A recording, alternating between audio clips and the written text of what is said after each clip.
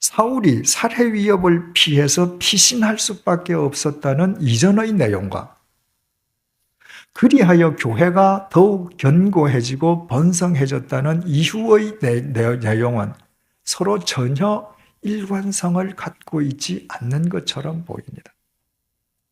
그런데도 서로 상반되어 보이는 이 두 내용을 한데 연결시켜주고 있는 본문의 접속사 그리하여가 오늘 이 시간 우리에게 주는 메시지가 대체 무엇이겠습니까?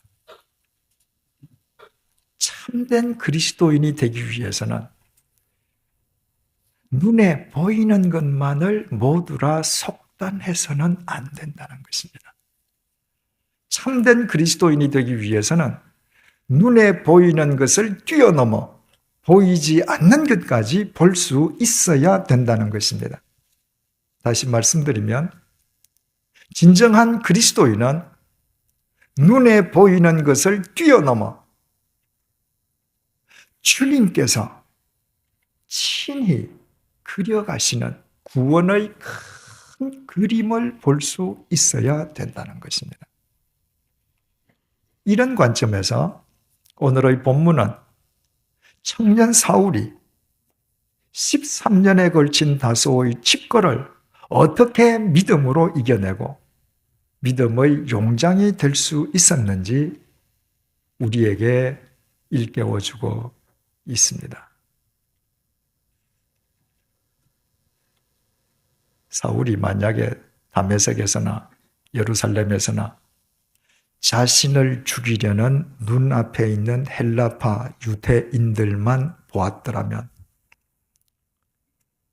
젊은 나이에 고향 다소에 13년이나 칩거할 수밖에 없는 기막힌 자신의 현실만을 쳐다보았더라면 사울은 스스로 자포자기하거나 절망 속에서 몰락해버리고 말았을 것입니다. 청년 사울이 중년의 나이에 접어들 때까지 고향에서 칩거해야만 했다면 그 사울의 자기와의 싸움이 얼마나 치열했겠습니까? 날이면 날마다 불꽃 튀기는 싸움을 싸워야만 하지 않았겠습니까?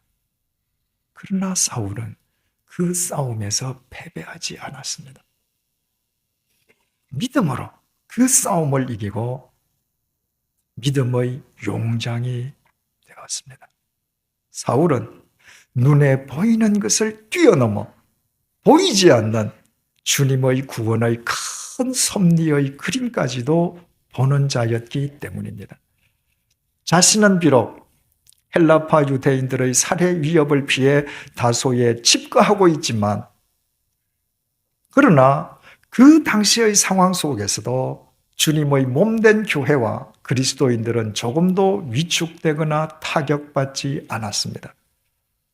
오히려 주님의 역사 속에서 교회들은 더욱 견고해지고 더욱 번성해졌습니다.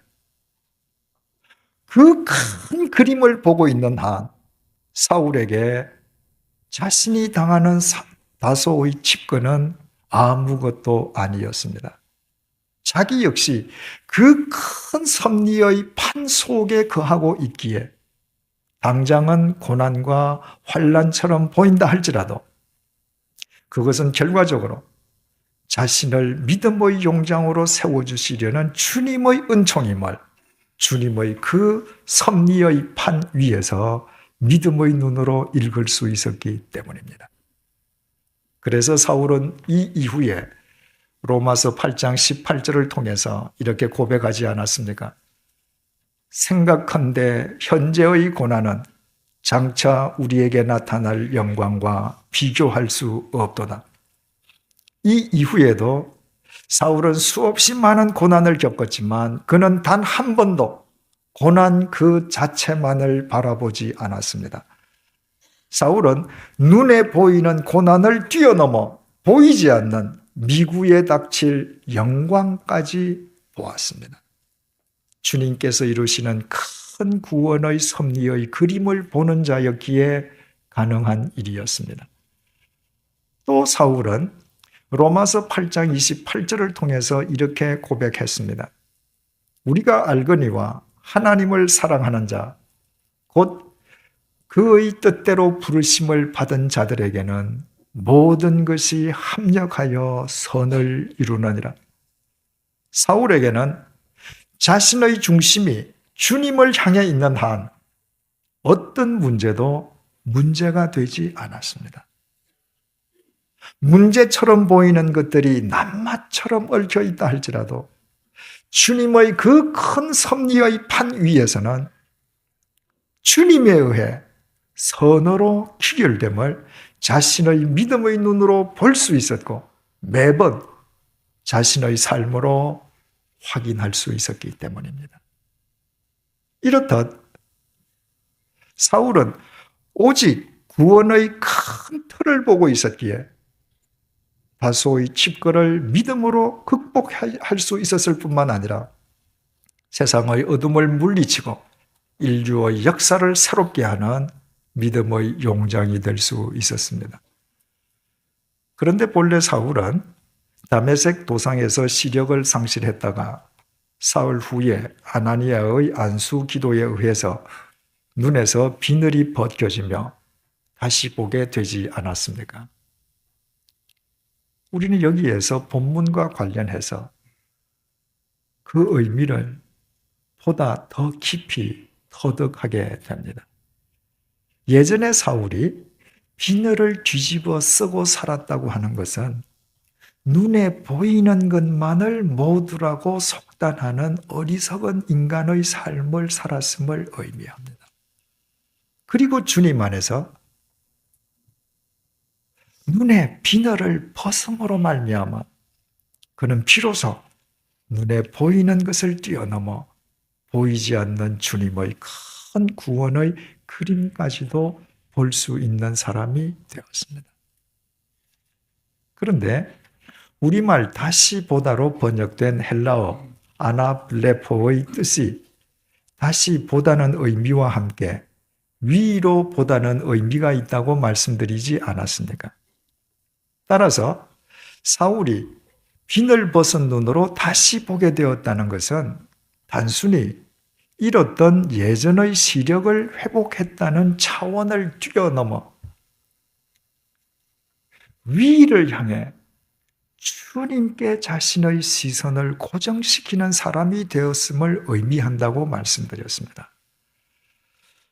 우리는 수요 성경 공부를 통해서 노아가 어떻게 방주에서 믿음을 지키고 방주에서 나올 수 있었는지 배웠습니다. 노아는 흔히 많은 사람들이 오해하듯이 40일간 방주에 있었던 것이 아니었습니다. 노아는 무려 1년 17개월 동안 방주 속에서 살아야만 했습니다. 노아가 제한된 공간 속에서 1년 17일 동안을 믿음으로 이길 수 있었던 것 역시 방주의 천정에 뚫려 있는 유일한 방주의 창문을 통해서 위를 바라보고 하나님께 그의 시선을 고정시켰기 때문입니다. 그리스도인은 위를 향해 주님께 자신의 시선을 고정시키며 사는 사람입니다. 그래서 사울은 골로새서 3장 1절 2절을 통해 위를 지향하는 삶을 살 것을 우리에게 권면하고 있습니다. 그렇다면 그리스도인이 위를 지향한다는 것, 위를 보고 위에 계신 주님께 자신의 시선을 고정시킨다는 것은 구체적으로 무엇을 의미합니까? 아예 세상은 쳐다보지도 않고 세상에서 주어진 삶은 완전 도외시한 채 구름 위에서 신선 노름을 하라는 말입니까? 결코 그렇지 않습니다. 그리스도인이 위를 향해 주님을 바라본다는 것은 위에 계신 주님의 시선으로 다시 세상을 내려다보는 것을 의미합니다. 땅 위에서는 볼 수 없는 것을 비행기 위에서 내려다보면 볼 수 있는 것처럼 위를 향해 주님께 시선을 고정시키고 그 주님의 시선으로 세상을 바라보면 우리의 육안으로 볼 수 없던 것들이 비로소 보이기 시작합니다. 당장은 유익한 것처럼 보이지만 그 결과가 반드시 해와 독으로 끝나는 것이 무엇인지, 당장은 고난이요 환난처럼 보이지만 그 결과가 주님에 의해 합력하여 선으로 기결되는 것이 무엇인지, 무엇이 참되고 거짓된지, 무엇이 크고 작은지, 무엇이 길고 짧은지, 무엇이 영원하고 무엇이 찰나적인지, 무엇을 그리스도인으로서 움켜쥐어야 하고 무엇을 버려야 하는지 위에서 내려다보면 확연하게 알 수 있습니다. 그래서 위를 쳐다보는 자만 위의 시선으로 자신과의 싸움에서, 세상과의 싸움에서 비로소 이기는 그리스도의 군병이 될 수 있습니다. 이제 우리 각자의 삶을 한번 되돌아보십시다. 우리가 그리스도인임에도 불구하고, 주님께서 우리와 함께 계심에도 불구하고 왜 우리는 매일 자신과의 싸움에서, 세상과의 싸움에서 백전백패하고 있습니까? 오직 눈에 보이는 것만을 모두라고 속단하며 살기 때문이 아닙니까? 그래서 나의 계획이 무산되기만 하면, 그리하여 하나님을 원망하기만 하지 않았습니까? 내가 원치 않는 상황이 내 앞에서 전개되기만 하면 그리하여 절망하기만 하지 않았습니까? 나의 욕망이 나를 사로잡으면 그리하여 주님의 말씀을 간단히 외면해버리지 않았습니까? 나의 겉사람이 세상의 유혹을 쫓으려 하면 그리하여 내 속사람의 외침에 귀를 막지 않았습니까? 그리하여 우리는 자신과의 싸움에서, 세상과의 싸움에서 백전백패할 수밖에 없지 않았습니까? 그리하여 그리스도인이면서도 그리스도인답게 살지 못하는 아쉬움 속에서 매일매일 후회를 거듭하고 있지 않습니까? 우리 모두 참회의 절기인 사순절 둘째 주일을 맞이해서 우리의 이 잘못과 허물과 어리석음을 주님 앞에 회개하십시다. 그리고 우리 모두 위를 보십시다. 위에 계신 주님께 우리의 시선을 고정시키십시다. 그리고 그 주님의 시선으로 세상을 내려다 보십시다. 그러면 보이지 않던 것들이 보이지 않습니까? 내가 지금 이집트의 노예살이 같은 고통 속에 거한다면 그리하여 이미 출애굽의 여명이 밝아오고 있는 것이 보이지 않습니까? 내 인생의 앞길에 홍해가 가로막혀 있다면 그리하여 하나님께서 하나님의 때에 그 홍해를 친히 갈라주시는 것이 보이지 않습니까? 지금 내 인생이 끝도 없는 광야 속을 헤매고 있다면 그리하여 그 광야가 약속의 땅인 가나안으로 향하는 길목임이 확연히 보이지 않습니까? 내가 지금 십자가의 죽음과 같은 고난의 터널 속에 갇혀 있다면 그리하여 그 터널의 끝이 부활의 영광임이 보이지 않습니까? 사랑하는 교우 여러분, 우리 모두 위를 지향하고 위를 바라보고 위에 계신 주님께 우리의 시선을 고정하십시다. 그 시선으로 세상을 다시 내려다 보십시다.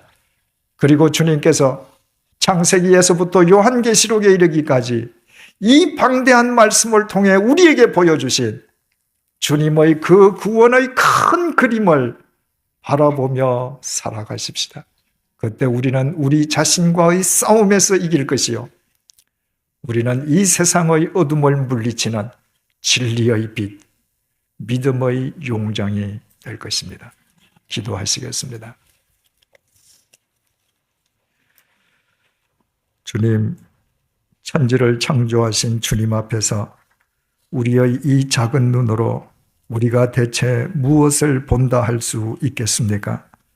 우리는 우주처럼 큰 것도 세균처럼 작은 것도 보지 못합니다. 태양처럼 밝은 것도 칠흑 같은 어둠도 볼 수 없습니다. 너무 먼 것도 너무 가까운 것도 보지 못합니다. 벽 너머도 나의 등 뒤도 심지어는 내 몸속을 들여다보지도 못합니다. 모든 것을 볼 수 있는 것 같지만 정작 중요한 것은 아무것도 보지 못합니다. 그럼에도 우리의 눈에 보이는 것만을 모두라 단정하고 오직 눈에 보이는 것만을 목적으로 삼느라 세상과의 싸움에서, 자신과의 싸움에서 백전백패하였습니다. 그 결과 주님을 믿는 그리스도인이면서도 전혀 그리스도인답게 살지 못하였습니다. 참회의 절기인 사순절 둘째 주일을 맞이하여 이 모든 허물과 어리석음을 회개드리오니 주님의 자비와 사랑으로 용서하여 주옵소서. 이제 우리 모두 위를 향해 오직 주님께 우리의 시선을 고정시키게 도와주옵소서. 그리고 주님의 시선으로 세상을 내려다보게 하여 주옵소서. 세상에서 우리 육체의 눈으로는 볼 수 없는, 육안으로 볼 수 있는 것 너머의 보이지 않는 것까지 볼 수 있도록 도와주옵소서. 주님께서 우리를 위해 친히 일구어 가시는 큰 섭리의 판을 보게 하여 주옵소서. 그 판 위에서 우리가 추구해야 할 것과 버려야 할 것, 참된 것과 거짓된 것, 영원한 것과 찰나적인 것을 바르게 분별하게 하여 주옵소서. 그리하여 우리 모두 세상과 자신과의 싸움에서 이기는 믿음의 용장, 이 시대의 어둠을 밝히는 진리의 빛이 되게 하여 주옵소서. 예수님의 이름으로 기도드립니다. 아멘.